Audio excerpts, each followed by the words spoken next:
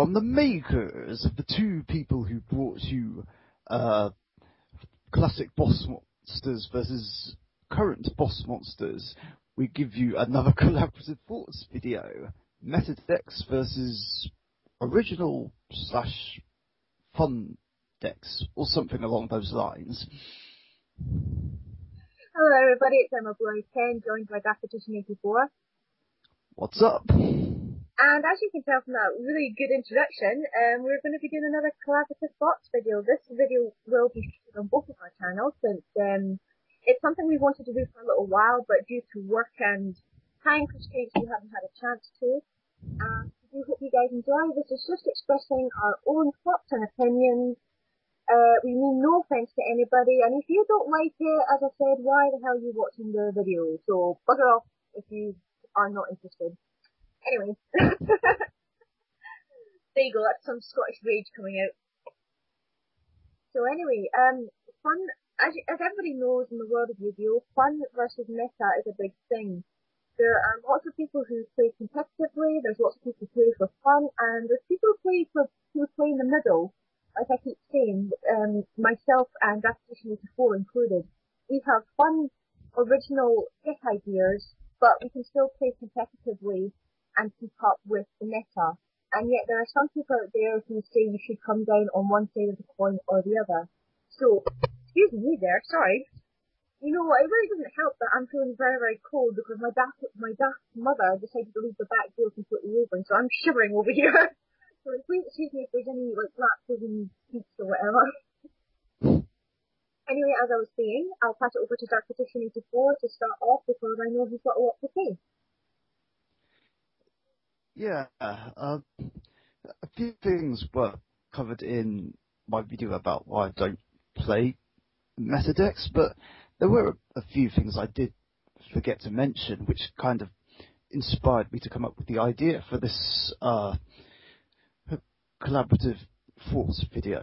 But I mean, it's up to the duelist what path they choose.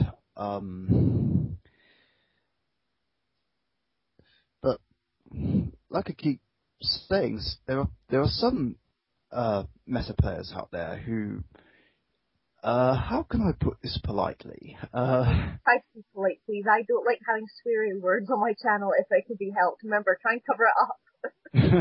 Like I keep mentioning in my etiquette videos, you know, cover up your language and you'll be safer.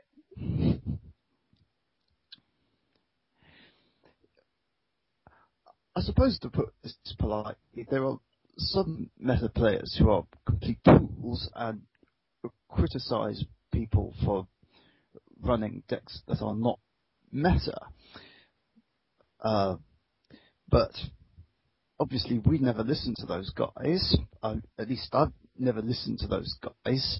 I've been criticized for playing Dark Magician and Elemental Hero based decks, but I still stuck with them, regardless of what anyone thinks or says. I mean, it's all very well these guys trying to get people to play meta, yet they always get hit by the ban list. I think that's one advantage of having a fun-based meta deck, or a fun-based deck. That very rarely, if it does get hit by the ban list, it cripples the deck. Exactly. As you know, you play Dark Magician, I play Blue Eyes White Dragon. I don't play typical Blue Eyes, you know, I don't go down the route of Chaos, Red Eyes Darkness, Hopeless, you know, all that stuff. I play my way, and I've done very well, and it's very rare I've been hit by the ban list, in all honesty. I've been annoyed if something got limited or banned or whatever, but I've always found alternatives to make the deck work. I mean, there's huge rumour that Creature Fusion could possibly be banned in the next format, mainly because of its not because of its fusion ability, it's just because of its ability to put a ton of monsters to the graveyard to start off the combos for Chaos Dragons and also for the Elemental Hero deck. If that does go, yes, it will affect my deck, but that doesn't hit me too badly because I know there's alternate. I cannot speak today for some reason. Alternative. That's still not the right word, but you know what I mean. Okay? You know what I mean. Alternate. Yeah. It's a card, there you go. had orange juice and Red Bull last night. I think it's kind of carried over to today. Yeah, this was kind of something I forgot to mention last time. The brilliant thing about original / fun decks is that they hardly ever get hit by the ban list. Well, except maybe my legendary hero deck when Debris Dragon went from 2 to 1. I mean, I have to admit, I felt like I gave up on it a bit too easily, but I found an alternative solution in Rose Warrior and Goblinberg to fix the synchro problem. But other than that, fun decks and even anti-meta decks never get hit by the ban list. Because obviously they don't run the big combos that, I mean, yes, all decks have win strategies, all decks have a winning strategy or a win condition for their deck, you know. As you know, Richie's is probably mainly to get Dark Magician out on the field and completely deep down the Dark Magician, whereas mine is to get, obviously, out Blue Eyes Shining Dragon and deep down that way. But other win conditions are things like the wind up with the hand loops, with the Insectors, it's using Hornets to blow off as many cards as you can for a clear field to attack. For Dino Rabbits, obviously getting out Lagia and Dolka. For Chaos Dragons, it's just to overswarm with White Pulsar and Darkness Metal. You know, all these have got win conditions and everything, but it's those win conditions that get hit by the ban list, and that's what either slows down the deck, or in the rare case it can actually cripple down a competitive deck. Whereas with fun decks, because their win strategies are more widespread or not as specific or reliant on certain cards, hence you don't get hit by the ban list. And also, as a note, they're not cheap ways to win either. Yeah. The other thing about meta decks is that more often than not, their strategies are predictable. I mean, there's no offense to anyone here, but that's what I feel about decks, whether they're meta or used to be meta. They have predictable strategies. I mean, for instance, one example could be, let's take Dark World, for instance. What I find they usually do is play something like Card Destruction or Dark World Dealings, discard a Grapher, Grapher's effect pops a card, then they summon a random Dark World monster, bounce it for Grapher, and repeat the process until they win, which is very annoying. Well, yes, I have to agree with you on that meta decks do have predictable strategies. But I think every deck has a predictable strategy. I mean, you can obviously guess mine, which is far too easy, and I'm not even going to bother saying it because everybody else should know what that strategy is. But even so, sometimes, you know, with some tech cards, you know, you can get a little surprise thrown in, left or right. So I don't think every deck, I mean, some decks are predictable if you know the pattern, and after you know the pattern, you get to get used to those decks, and you eventually find ways with your fun deck to get around them without resorting to going to meta. For example, I do okay against Insectors. Yes, I lose against Insectors and wind up most of the time, but on the rare occasion I do win against them. Whereas with Chaos Dragons, I still pretty much lose nearly every duel, but with the Chaos Dragons, and especially my new deck build, I actually hang out longer than I expect, and then I get bluttered, to say the least. But that doesn't stop me from trying. The other thing, what you said about countering decks, I was going to say near enough the same thing, which was kind of spooky. I mean, it's something to like. I was actually thinking back to something you mentioned back when we all did follow-ups to the rants that Neo-Nexodus did about meta decks and side decks. I remember. How long ago was that? Jeez. I remember you saying in the video that about meta decks that they may be good, but after a while the strategy is going to be figured out, and the opponent's going to work out how to counter them. I remember, yeah. That's the thing. That's the thing. I mean, what's good against like there's loads of basic cards that everybody uses that is easy to counter against those kind of cards. For example, Effect Veiler is very effective, no pun intended, against a lot of the top cards at the moment, or the top decks at the moment. I agree. And for another meta deck, for example, White Swans, everybody was going after Forbidden and Teledad and everything. Everybody was going after Forbidden Chalices and Light Imprisoning Mirrors and Dark Imprisoning Mirrors when those decks were out. Those were the ways most people used to counter that kind of deck. So it's like after a while, once people get used to a deck being out for a couple of months, people start to figure out strategies. People start to get around like strict rulings and everything with card combos, and eventually that meta deck gets figured out. And if it gets hit with a ban list on top of that, obviously it's not going to be as effective as it once was when it first came out. Yeah.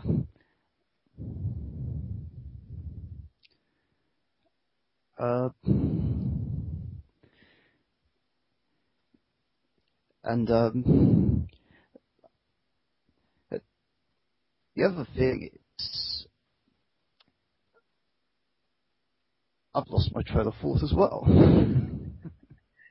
Well, I think the other thing we could probably talk about is people actually dictating about cards in fun decks versus meta decks. Like, people actually telling how to run a meta deck, or people talking about how to play a fun deck or whatever. Because I just want to say for the record, there's no set way of building or making a deck. Everybody's different, every deck is different, and the deck reflects the person's personality and their way of thinking in the world of Yu-Gi-Oh! Okay? Exactly. So, I don't understand why some people go out their way to be absolute trolls, to say the least, and bullies into telling people how to build some decks, whether they're fun or meta. And the other thing, and I'm pretty sure Richie will agree with me on this, that I really hate, which is often done by trolls and snobs and everything, is this quote: "You need this card in order to win. You need a tour guide in the deck to win. You need a effective healer in order to win. You need a Max C in order to win," or etc. Something along. Agreed. Hate that. I really, really hate that. Because, well, as Richie said, quote, "Not every deck can utilize the power of those cards. Not every deck can suit those cards." I mean, look at my deck. I run Totem Dragon, right? Totem Dragon is the best option for my deck besides Red Eyes Darkness Metal Dragon. And Totem only functions if everything else is Dragon. If I throw a Tour Guide in there, it's going to F up the deck, to say the least. I'm trying not to swear, but ooh, I get so angry when people say things like that. Thankfully, I've never actually had people say run Tour Guide or anything in my deck, thank goodness. And yeah, but anyway, I'll pass over to you, Richie. Yeah, funnily enough, I was going to mention Tour Guide. Tour Guide seems to be the most popular card for this kind of situation and stuff. I mean, I know it's had a cheaper reprint, but cheaper? It's still £25. Well, it's better than what, 100, 120? I don't know. I'm not good with values. WTF? That's all I can say. But that's beside the point. I find it quite funny how a lot of people think Tour Guide solves everything. I mean, we agree it's a very good card. It's very good for exceeding and doing other combos, right? I agree, it's a very good card. I actually like the picture of Tour Guide. I think it's a cool card. But as we keep saying, not every deck can utilize its power. Not every deck can suit it. And it's all, at the end of the day, it's all down to player choice as well. Some people will run 3 tour guides, some people will run 2, some people will run 1. You know, yes, it's a very good card, but again, it's like I said in my priority ruling video, you know, it's not like the rescue rabbit where you throw it on the board and say you've won because you've got a tour guide. It helps to win, yes. It doesn't actually win games. It helps to echo off. And that's what ticks me off when people say you need it in order to win. It's like, well, no, it's not an actual winning condition card. Well, what's the win condition card we know of? Exodia. As soon as you get all 5 pieces, you're screwed. And like I've said plenty of times before, you don't need stupidly expensive cards in order to make a good deck or be a good duelist. There's always alternatives. Exactly. For example, if I wasn't running Token Dragon in my Blue Eyes deck, I'd run things like Effect Veiler if I could afford it, and a BLS if I wanted to, because I think BLS is a really cool card. I don't like it when it's used against me, mind you, but hey. But one, they're very expensive and very hard to trade for, so I don't even bother, because I know I'm never going to get it, unless I'm lucky enough to get a gold series with it, hopefully, eventually. I mean, I can agree all cards in Yu-Gi-Oh! Are really good, but if you can't get that card, there's always alternatives. Yes, they might be slower, but it doesn't mean they're any less good. Yeah, it still gets the job done. For example, Rich, you run Effect Veiler, I believe, yes? Yeah, I play 2 copies in my Dark Magician Hero deck. Richie runs Effect Veiler because it works out for him. It's a light type, it's a spellcaster as well, and it does what he wants it to do. He wants it to stop the opponent's effect monsters, obviously. Whereas me, again, because I run Token Dragon, I can't run Effect Veiler, but a good alternative, which was very popular when Teledad was out, is Forbidden Chalice. Yes, it gives the monster a 400 attack boost, but it does the same thing, it negates the effect. It's magic, so it's not as quick as Effect Veiler is, but it's still pretty good. You know, and surprisingly enough, Forbidden Chalice has actually shot back up in price apparently. I'm lucky I got mine.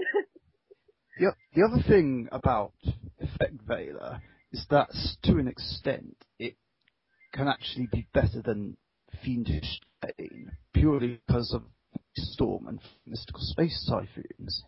But obviously, for pure Dragon decks like yours, Chalice would be better. Or as that guy said, Fiendish Chain. The other thing was like, there's also like other alternatives, really cheap alternatives, like a compulsory evacuation device. That's a really good card as well, since the no priority rule's gone out the window.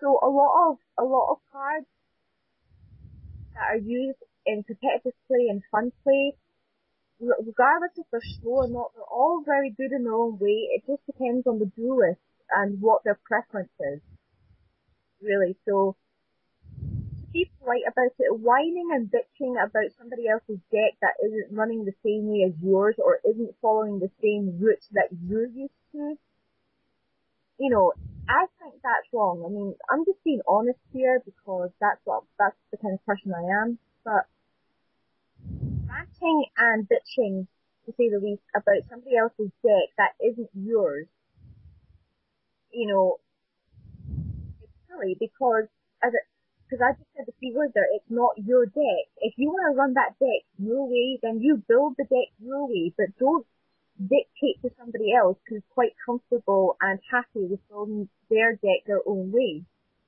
I mean, the amount of times I've had people say, oh, play Red Eyes Darkness, Metal Dragon, it's because so many people are so used to seeing dragon decks with that card in it.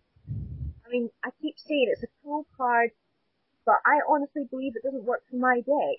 Not my deck style, because my deck style isn't built on swarming the field and, you know, running over everything. My deck's focused on a very specific strategy. And I'm pretty sure Dark Petition 84 is probably agreeing with that, you know, with your deck and everything as well. Yeah. In other words, it's your problem, not ours. Well, unfortunately, there's still going to be people who won't listen. But that's life, unfortunately. priority is another thing about meta decks. I mean, it's mainly no priorities mainly affected them more than fun decks.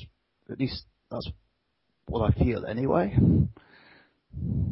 think, in all honesty, it was, as I keep saying, I think it was about time for priority to go, because in the meta, or competitive side at least, a lot of people would abuse or take real advantage of their priority when it was given out.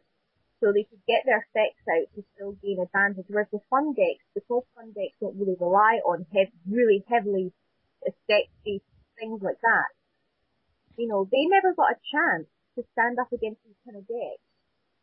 Exactly. I mean, when it came to commonly played boss monsters, it was slightly annoying. Dark Arm Dragon, priority on effect. Judgment Dragon, cool priority on effect. Blackluster Soldier, cool priority on effect.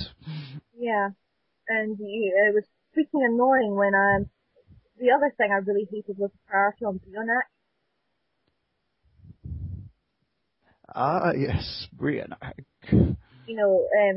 They summon Brionac, and I'd be like, oh, right, play Torrential or activate Dark or activate something like that, and they'd be like, okay, call priority on Brionac, I'll bounce your Mirror Force and your Call of the Haunted back to my hand. I can't summon the Blue Eyes, and then they find another way, and with the cards they discarded, they find another way to Synchro X-Speed, and I get swamped because I had no Mirror Force or Call of the Haunted face down to stop them, unfortunately.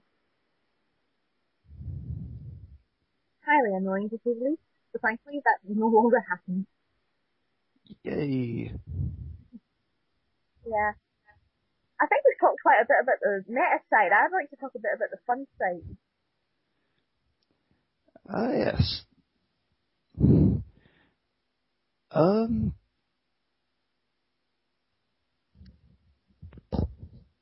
lost your trail of thought again. Yeah, I'm not too quite sure what we could say on this. I would say is if you want to play a fun deck and try out any strategy you want in the entire game, go for it, 100%. Because you shouldn't be afraid of what other people say, because sometimes in fun builds, somebody will eventually find a really dangerous strategy, and then it gets applied to meta, and then it becomes a very dangerous combo that meta and fun can use if it happens to be very successful. Like, for example, I think with European Championships, apparently, somebody came up with the idea of using a catapult turtle with light pulsar. Now, I'm not entirely sure if the ruling on the timing and that goes through for that. But catapult turtle to burn damage and then activating light pulsar's effective form again and again. Yeah, I'm intrigued to find out more about that, because twist. I mean, as I said, we don't know about the rulings or the details or timings or anything on this, but a fun twist, a potentially very, very dangerous one. Well, from what I found out, if with Cannon Soldier, that doesn't work, because if you be light pulsar, then Cannon Soldier does the 500 damage, which would make Pulsar miss the timing. And I could swear this is the same thing for Catapult Turtle, sorry. Probably, most likely, but if that timing problem wasn't there, that would have been a very, very dangerous strategy.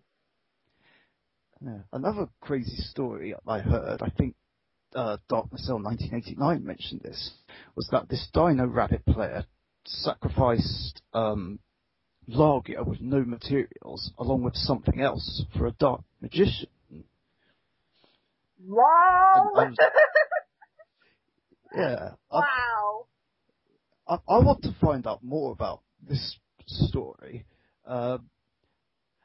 Unfortunately, this Insector player still won the duel, but still, I give much respect to this Dino Rabbit player.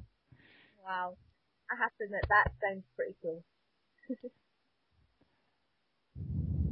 The other thing about original decks is that if built right, if you're lucky, depending on the build, it can actually win you a local tournament.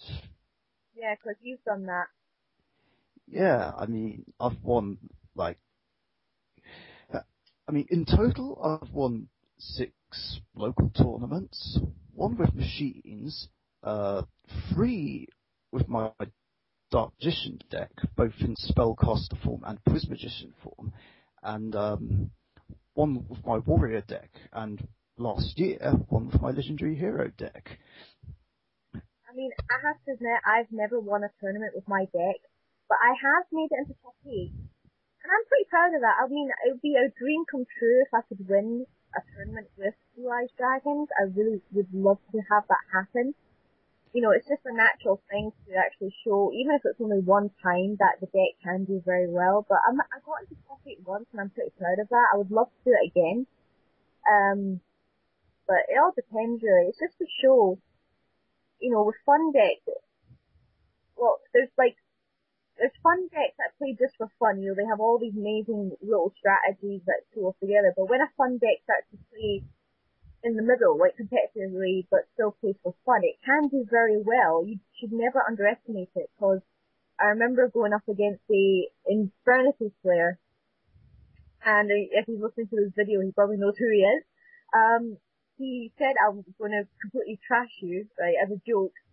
I happened to draw in the first game 2 Compulse, and I bounced his Dark Grepper back to his hand twice, so he took the stars. And then game and then in game 2, he couldn't do anything with his hand. He had a terrible, terrible hand, and he had to scoop. And he wasn't happy about it for the rest of the day. He was like, because he had boasted he was going to beat me with Infernities, and I come along with Blue Eyes Dragons and I win. Another thing that, at least I find, Infernities can lose to is Royal Decree, as Max Warrior 72 found out a couple of times.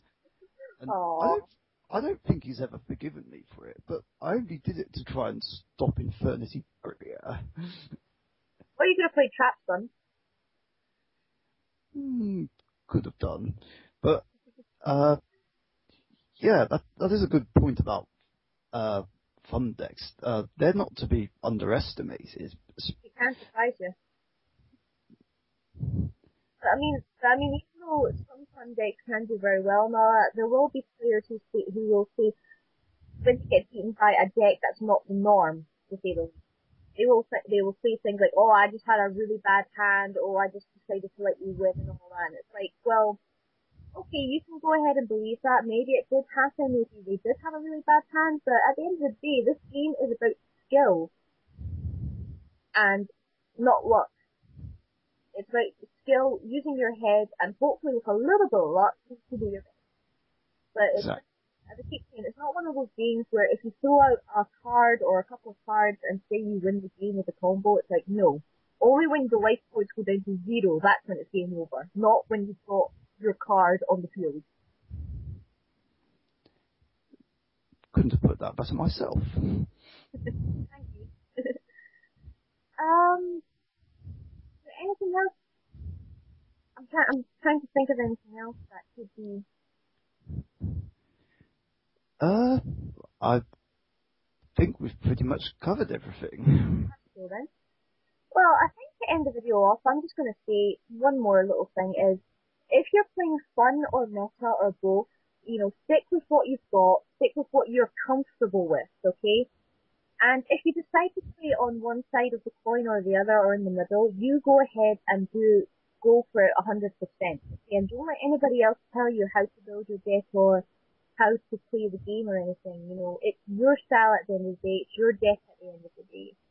If you want to make a transit from fun to meta, you know, there's nothing wrong with that. Everybody wants to try different things every once in a while, and there's nothing wrong with trying. If you're comfortable with it and you're okay with it, then you go ahead. But if you're uncomfortable with it or unsure, then stick with what you are comfortable with, if that makes any sense. So I think just at the end of the day, you know, it's your deck, your style, you do whatever the hell you like, and don't let anybody else bully you into thinking differently. Seconded. Do you got anything else you want to add before we end?